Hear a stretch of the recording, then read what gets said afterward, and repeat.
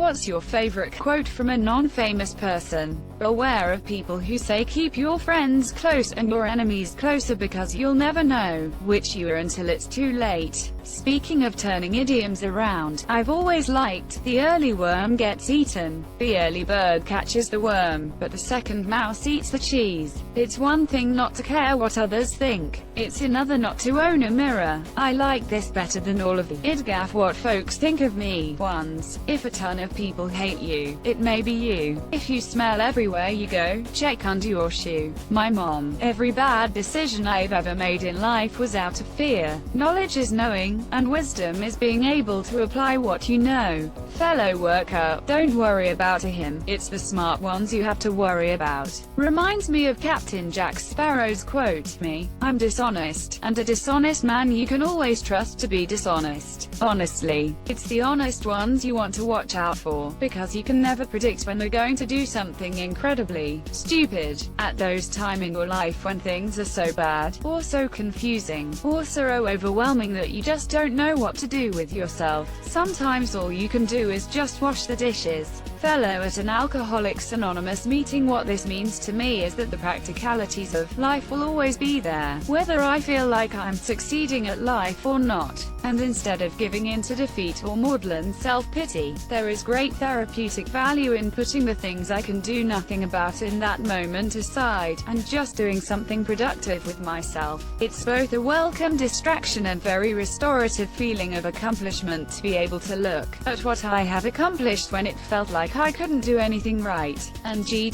at those times in your life when things are so bad, or so confusing, or so overwhelming that you just don't know what to do with yourself, sometimes all you can do is just wash the dishes. I can definitely get behind this. When I feel powerless, I re-exert my own agency through housework. On a particularly bad week, I completely cleaned and reorganized everything in my house and car. Then, once I've exerted enough control over the environment that I can control, I feel empowered to tackle the things that I felt powerless about. Admiral William H. McRaven said it another way: if you make your bed every morning, you will have accomplished the first task of the day. It will give you a small sense of pride, and it will encourage you to do another task and another and another. By the end of the day, that one task completed will have turned into many tasks completed. Making your bed will also reinforce the fact that little things in life matter. If you can't do the little things right, you will never do the big things right.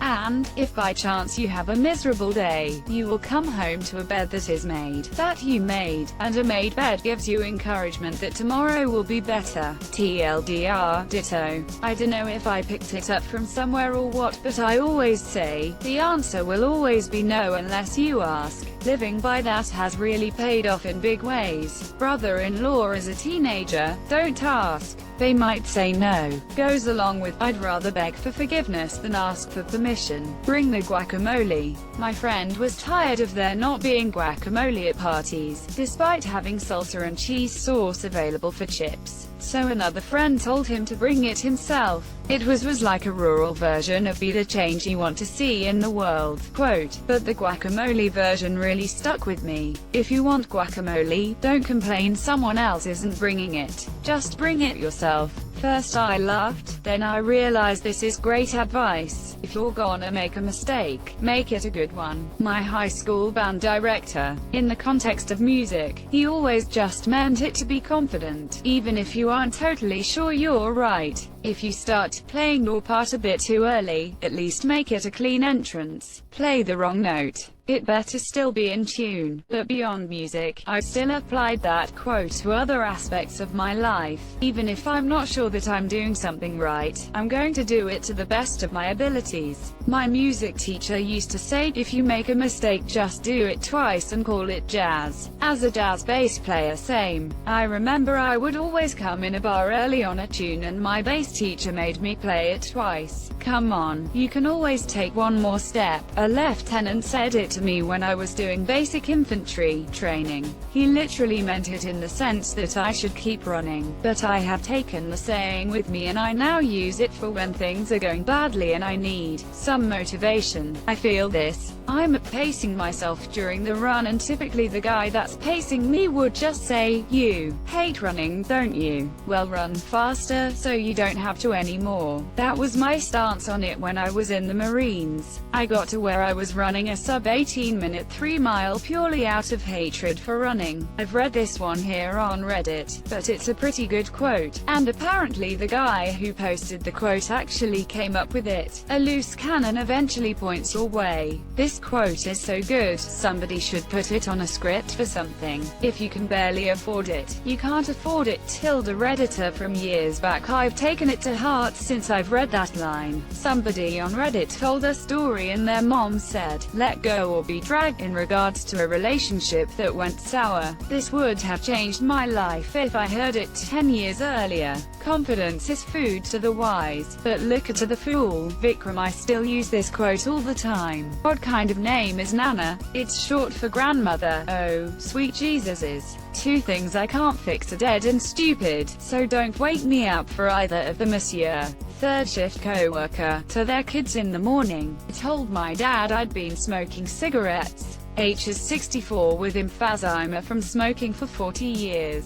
I thought he'd give me some health reasons to stop. Instead he says, "You idiot. Smoking is how they enslave poor people." Haven't smoked since. I appreciate this, and I'm going to remember this on my quest to go through 2020 without smoking. Furthest I've made it is 8 months and I'm hoping to be done with it forever after this. People who say they are brutally honest tend to care more about being brutal than being honest. Hey, former, brutally honest, chick here. Once I realized that every single person on earth, has insecurities, I absolutely let up. I say realized because I was always told everyone had their own issues, but I guess I never really believed it. If that makes sense. I don't know when it happened, but I came to a point where I just started listening to people and, instead of hitting them with some aggressive nonsense, I would just be there for them and give an opinion when asked. It's still my honest opinion, but the delivery is softer. So, as you quoted, more honest and less brutal. I have more close friends now. Same here. I never meant to be to people. I just thought that telling them anything but the complete truth was condescending. Like, either what I'm saying is true and you need to face it, or it's not, and why would you get upset?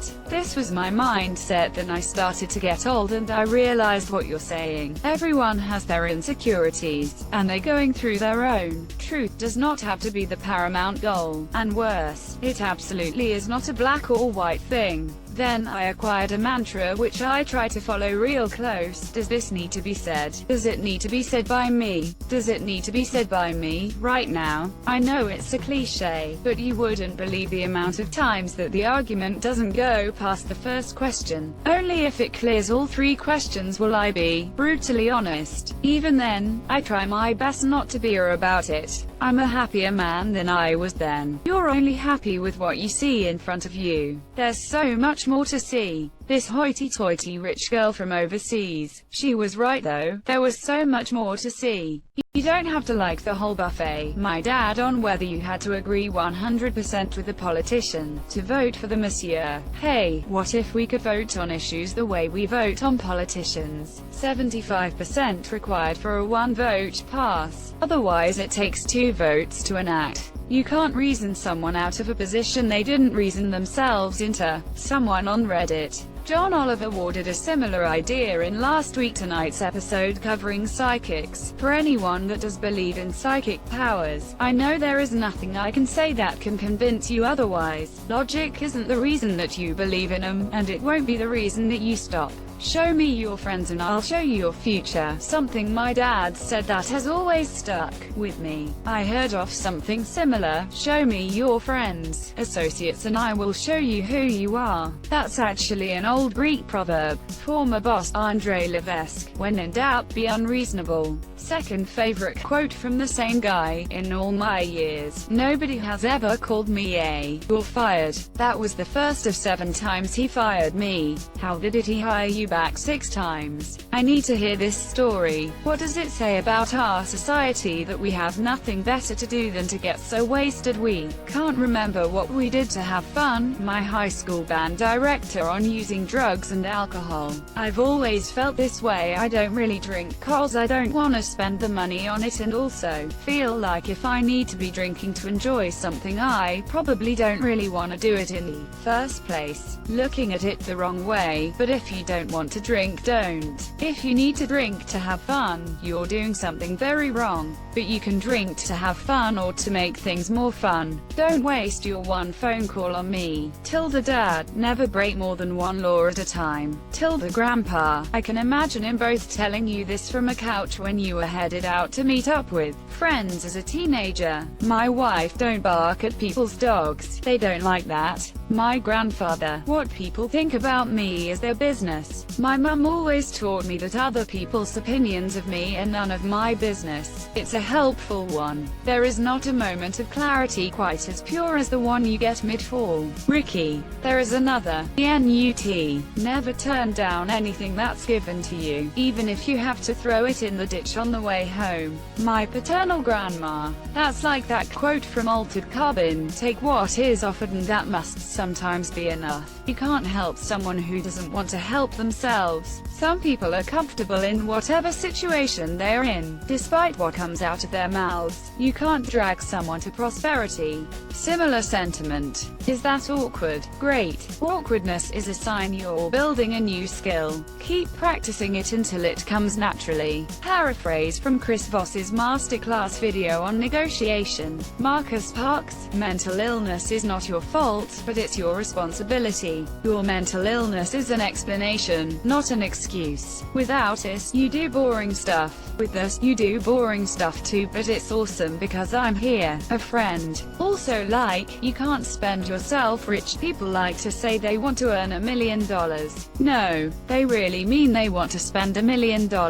Investing. Am I a joke to you? Back in my baseball playing days, after we won a game against the league leaders after they committed a few errors, one of the guys on the opposing team came up to us while we were celebrating, saying that we'd won ugly. How it was an ugly win. All that jive. Our pitcher answered with, so what? They don't give style points in baseball. There's no crying in baseball either. Second mouse gets the cheese. Do the right thing, no matter what the cost. Senior exec at HEB, discussing a probable monsieur. This gives me hope. I didn't. My blew you a kiss because it heard you were talking. My best friend's mom shouted this to her across the table at breakfast when they got into